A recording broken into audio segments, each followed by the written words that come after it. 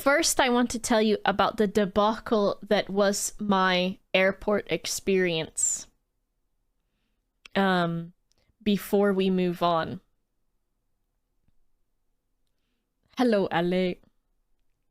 So, the whole time I've been here, and even around Christmas, I'd been waiting for even an ounce of snow. I was wishing for it. I was wishing for some snow, and I thought, you know what? Maybe around Christmas, even if, because in Bristol when it snows, it just snows a little bit and then it melts like right away. So I waited, and I waited, and I waited, and I waited, and I waited, and nothing happened. And then I was supposed to leave last Wednesday to go back to America. My flight was leaving at 6 a.m., so I got up at 3:30 in the morning so that I could be at the airport by 4:30 in the morning so that I could leave at 6 on the plane. Which is a horrible hell time. I got absolutely no sleep at all because I got in bed at like 9, could not fall asleep, and then I checked the clock like every hour and did that horrible thing of, if I fall asleep now, I will get 4 hours of sleep. If I fall asleep now, I will get 3 hours of sleep. If I fall asleep now, I will get 2 hours of sleep. I think I slept for about 2 hours. Sleep maths. Yeah. So that was what happened for that, you know, for the sleepy times. And I got up. I gathered all my stuff. It was pretty much ready to go. I walked out the door, and it was basically like a snowstorm. The snow was absolutely chucking it down. It was like, it was just so much. And it was all over everything, of course. And I was wearing leggings. I was wearing my airport clothes, which is leggings, a t-shirt, a hoodie, and then trainers or tennis shoes or whatever, with just fuzzy socks. So I was fucking cold. I don't know how many centimeters it was. I was cute, but I was absolutely a popsicle. And so I had to push my suitcase through the snow, and I was slipping a little bit, and I had 2 sets of stairs to go down as well to get to my Uber. It looked like a lot of snow. And then I got in the Uber. I had snow all in my hair, all over my clothes, so I was already kind of cold. And then I get in the Uber. He chats to me a little bit. I'm so sleepy. And then we get to the airport, and he drops me off in the drop-off area, and I pushed my suitcase a little bit through the snow into the airport. Basically, nobody else was there, so I checked in. No one was there for KLM, which was the flight I was taking, was KLM. I checked in. I got my bag checked, because I only had one bag, because I am leaving some things here so that hopefully I'm like hedging my bets, because when I go home, I don't need all the same clothes. So I just leave some here in storage. And so my suitcase was my suitcase with my carry-on inside, and then all of my stuff that I absolutely needed to go with me. And then I checked that bag. I went through security. Both of my bags got randomly selected or whatever. So they peeked through my bags and then gave them to me.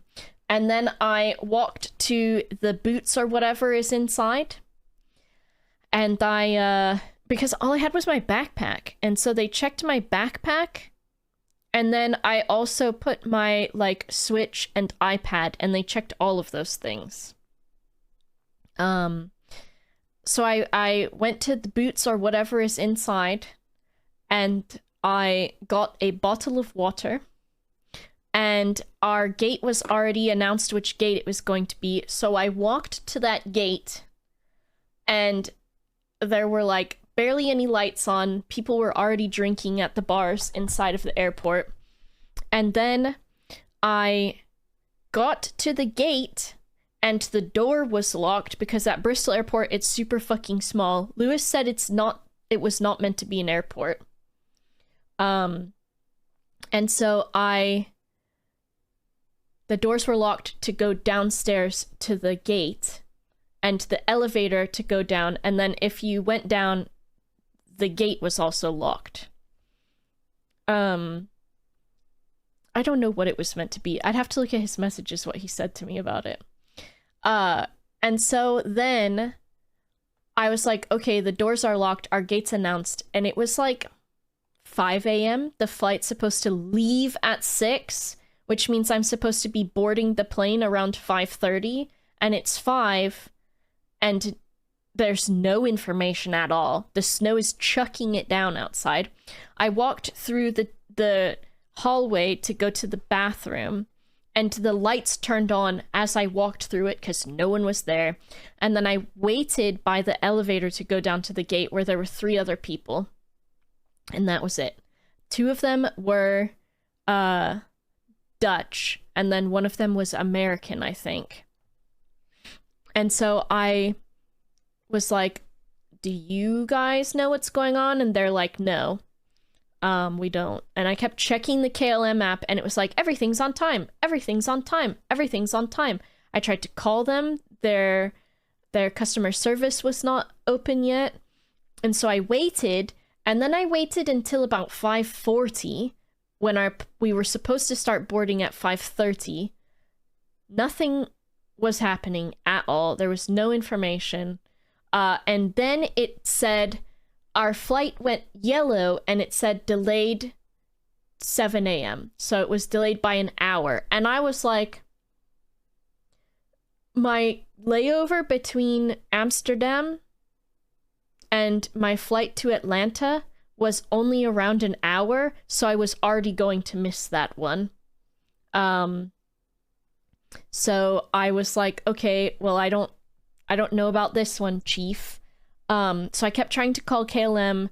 Their customer service was not open yet. And I was like, okay, I will give it a little bit longer. So I waited until about 6 a.m. or so. I can't remember what time it was. Maybe mods remember because I was messaging at that time. And it's all of the flights on the screen went yellow or red. And they all said more information at 8 a.m., which was 2 hours away because it was 6 a.m. And I was like, okay, I'm not waiting any longer, because when I had a misconnection when I came back from Paris, I had to stay overnight in the airport in Chicago. And I didn't want to do that again. So I was like, you know what? It's snowing today, and it's probably not going to snow again. I know I can leave reliably and have a place to stay and be okay. And I'll argue with them if I have to, the airlines, because I'm not going to wait here, miss all of my connections, and have to stay overnight in an airport, because that sucks. And so I walked to the front of the very small airport. It was absolutely so packed. It was packed everywhere. You could barely move.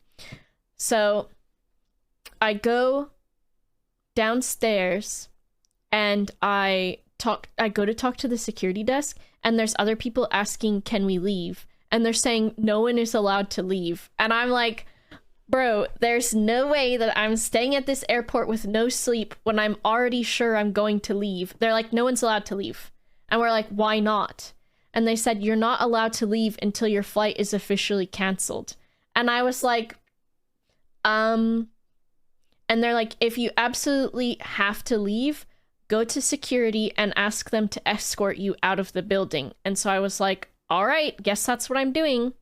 So I went over to security, and I just went up to a random person in security, and I was like, can I be escorted out of the airport, please?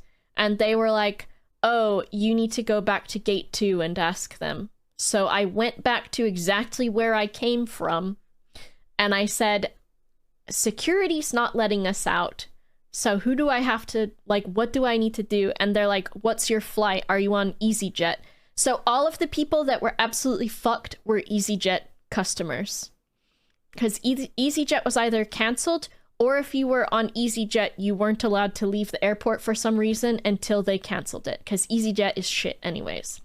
So I was like, I'm KLM. I left at 7 a.m. Okay. I'm like, I'm KLM. So they're like, go talk to that lady over there. There's one singular old woman stood in front of gate number 2 talking to someone else, and she's wearing an airport jacket. So I go over to her and I'm like, hi, I want to leave. I'm on KLM. And she's like, okay, wait here and let me see if anyone else is leaving. So at gate 2, which is not where KLM is, it's upstairs, she goes, anyone else for KLM that wants to leave? Of course, no one down there is KLM, so no one was saying yes. She walked around a bit, she kept asking, and then she went away for a little bit and came back, and she's like, okay, looks like it's just you. And I was like, okay. I don't know why they didn't lie, Lorenial, I don't know why.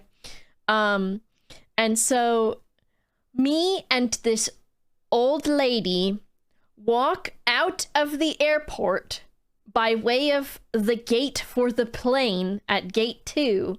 We walk out onto the airport tarmac in the snow. We walk around the outside of the airport.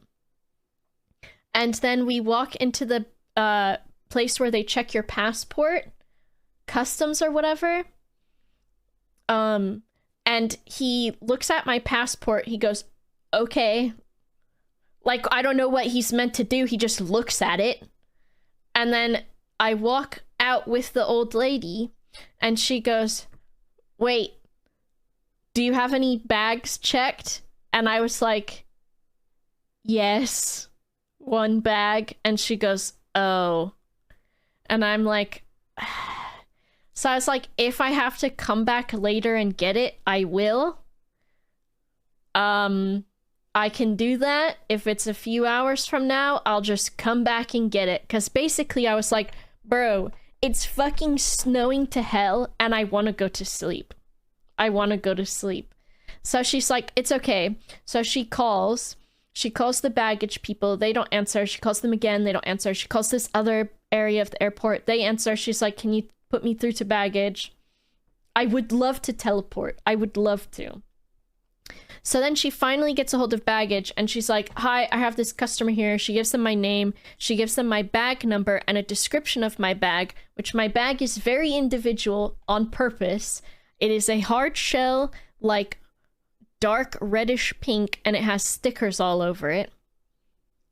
And so it's reddish pink, yeah.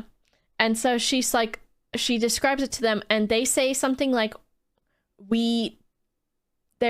I think they said the bags were not on any of the planes yet.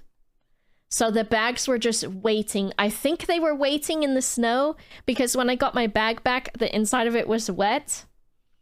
So she's like, I'll go get it. So the old lady leaves me in empty baggage claim where there's no other people. It was like an alternate reality. She goes outside. She's out there for a few minutes, and then I see her come back in, and I don't see her with my bag, but there were seats, and then she comes around the corner, and she has my bag, and I was like, thank Christ. Hey, Eddie. So she found my bag, and she's like, here you go. And then so what happened after that was, I told her, I was like, hey, do you want me to buy you a coffee or anything? Or can I get you like a juice or anything? Can I get you anything? And she's like, no, it's okay. I'm just working. And then she said something like, we were leaving and she said bye to someone. And I was like, oh, are you the boss? And she's like, no. And I was like, you should be the boss. And she was laughing. So then I walk out. And then there's the exit. And now for Bristol Airport, you go through the exit of the airport or the entrance or whatever, the same thing. And then you either get your car from right outside at Long Term. Boof bought a shirt. Cute. Doxed. Boopy, thank you. And so right outside the door is long-term parking. But if you want to get picked up by an Uber, you have to walk farther. So before I leave the airport, I call an Uber. It's 4 minutes away. I walk out the door and I'm like, all right, let me walk to the short-term parking. It's still chucking it down snow. I'm pushing my carry-on suitcase, which is still pretty heavy. So I'm pushing it. It's windy. It's snowing. There's hills. I'm pushing it in my trainers. And I'm just like, I'm slipping, I'm sliding. And then I couldn't tell where I was meant to be picked up at because usually things look different, but everything was covered in snow, so everything was white, and I couldn't tell where I was. So I walked down this hill, and then I got to the bottom, and the sign was the wrong sign, so I had to walk back. I had to push my suitcase back up the hill, slipping in the snow. And then I went to the stairs for the short-term area, and I walked down. I carried my suitcase down the stairs, slipping and sliding. And then I get to the bottom of the stairs, and the sign says short-term parking that way still. So I carried my suitcase back up the stairs, and it's snowing, and there's snow everywhere, and I'm sliding on the stairs, and it's icy. And then I get to the top, and I look farther down in the direction it says to go, and there's nothing. So I'm like, oh, it meant first you go straight and then you go to the right. So I had to go back down the stairs again with my suitcase in the snow, and I'm pushing it across the street. There's water and dirt and mud everywhere. There's like a car waiting for me to go. I'm like, I look so stupid because I'm like bent over, like pushing the suitcase. I'm like hunched over, pushing the suitcase in the wind and the snow like a grandpa.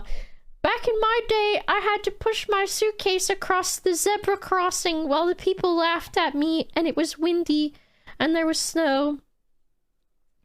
So I just pushed it across, and then finally I got to the waiting area for the Uber to be there, and I had to wait like a minute or so. It was not that bad, but my feet were soaked from pushing through the snow, and then I'm only wearing a hoodie and it's snowing out, so I was freezing. And then I got into the car, and luckily it was not super far drive, but holy shit. Captain Ben, thanks for the 27 months. Boba, I feel so honored to be a part of this community you have gathered together here less than 3. So I finally got into the Uber, and then I got back, and I just went straight to sleep, and I slept in, and I just was like, and then I woke up and I was like, I've got to call the airline. And I was not sure if they were going to let me change my flight or not, because ever since COVID, the airlines just kind of let you do whatever you want. Did I get to enjoy the snow? No, I slept, and then when I woke up, it was still snowing, but it was in Bristol, it just turns to water, really. But I watched the snow falling down for the rest of the day, so that was really super, super nice. Yeah. It melted so fast, it was really gone. And so I called on the phone, and I was pretty sure they were going to be like, yeah, you're out of luck, and you have to pay for a new flight, which was going to be so much money. But ever since COVID, I feel like I just changed my flight whenever I want, and it's so super easy. So I called them because it wouldn't let me do it online, because technically I think I just left the airport and they didn't even like record any of that information. Like, no one took down my info, the flight didn't know. So I'm pretty sure on my app it still thought I was going. Like, it was like, your next flight to Atlanta is at this time. Because by the time I woke up at like around 1 p.m. and my flight that was scheduled for 6 a.m. left at 12:15. So it was over 6 hours of a delay.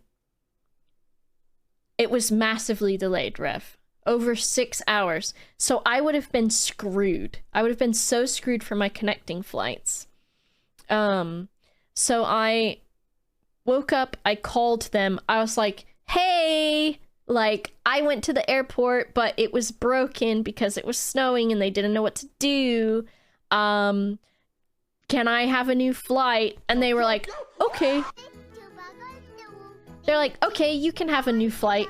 They just let me do it. They just let me. They just let me. Shark Dog, almost 2 years. Thank you so much. So they just let me have a new flight. They're like, when do you want to leave? And I was like, when's your next flight that's not at 6 a.m.? So I got a new flight for this coming Tuesday that's not at 6 a.m. It's later, so I will be all right. I will be all right. And I don't have to wake up at 3 a.m. I can wake up later, so I'll be okay. But just like, I just wish that Bristol Airport had been courteous, courteous enough to be like, yeah, we're screwed. All of the flights are going to be delayed, because then I would have just not gone to the airport. But instead, I had to not go back to sleep. I had to just rough it, I guess. I had to just rough it. So yeah, they were screwed. It was funny. It was what it was. I know, airports and airlines have no communication between the two. Also, the fact that the KLM customer service, I was calling them up until 7 a.m. and their customer service was not open, which I think is really strange, especially because Amsterdam is an hour in the future. So it would have been 8 a.m. by them, which I think usually most flights have like 24-hour customer service.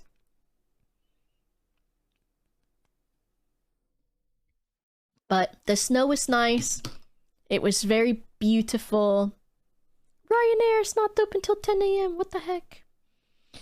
But it was cool. The snow was cool. It's not that bad that I had to stay a little bit longer. I ended up doing a few more things recording-wise that were nice. So not bad.